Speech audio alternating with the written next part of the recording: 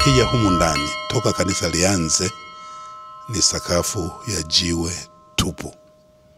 Lakini pia hata ukuta wake kuangalia, ukuta mmoja unaweza kupata kuta mbili za majengo ya siku hizi.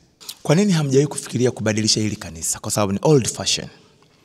Hatuwezi kubadilisha, isipokuwa miaka ile 2000 ya Ukristo ilipotimia tulipaka rangi tu hizo bati, kwa sababu hizo bati zimeweza kutoka wakati huu 1890 kitu tulipoanza kujenga kanisa. Hatujahezua wala kuwezeka. Eneo ni halmashauri ya wilaya ya Masasi mkoani Mtwara, na hapa ni moja kwa moja kutoka katika kanisa Anglikani Tanzania Dayosisi ya Masasi. Mwaka ule wa 1876 utumwa ulipokuwa umesitishwa kule Zanzibar, Askofu Stia alisafiri na watumwa 26 ambao ni Wanyasa mpaka eneo la Lindi pale pwani karibu na benki ya NBC. Baadaye walipoendeleza kanisa, vita vile vya Makongoro ambavyo ndivyo viliwatawanya wa missionari, wakapita katikati ya mlima huu tunauona na mlima pale Migongo hapa katikati, wakaja mpaka hapa.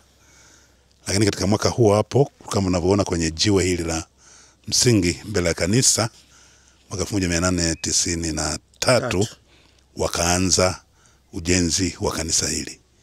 Ukilitizama kanisa lenyewe, structure yake, ujenzi wake, lakini na historia ambayo imesheheni na inasisimua, utafahamu kwamba eneo hili linachukua nafasi kubwa katika historia ya Tanzania, lakini na utalii wa historia katika eneo hili la Masasi. Watu wengi huja hapa na kuomba pale, wakakaa kutwa mzima. Wale wanataka kuoa au kuolewa, wanatafuta mchumba, wanatafuta watoto.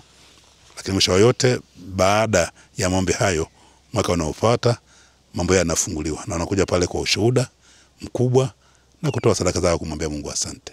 Uwepo wa kanisa hili ambalo limesheheni historia kubwa, lakini na mambo yake, umevuta watu wengi kutoka katika pembe tofauti tofauti katika ardhi ya Tanzania, na huu ni utalii wa imani. Siku hizi hata kama watu wanajaribu kujenga makanisa, wanaweza kujenga makanisa wakachakachua, yasidumu muda mrefu na pengine yasifae. Lakini tunaweza kuona wenzetu wa zamani walipofanya kitu, walifanya kwa kudhamiria. Kwa hiyo nawaalika watu wote kwanza kiimani waje kujionea matendo makuu ya Mungu ambayo yalifanyika, na pia wenyewe waendelee kujifunza na kuimarisha imani zao.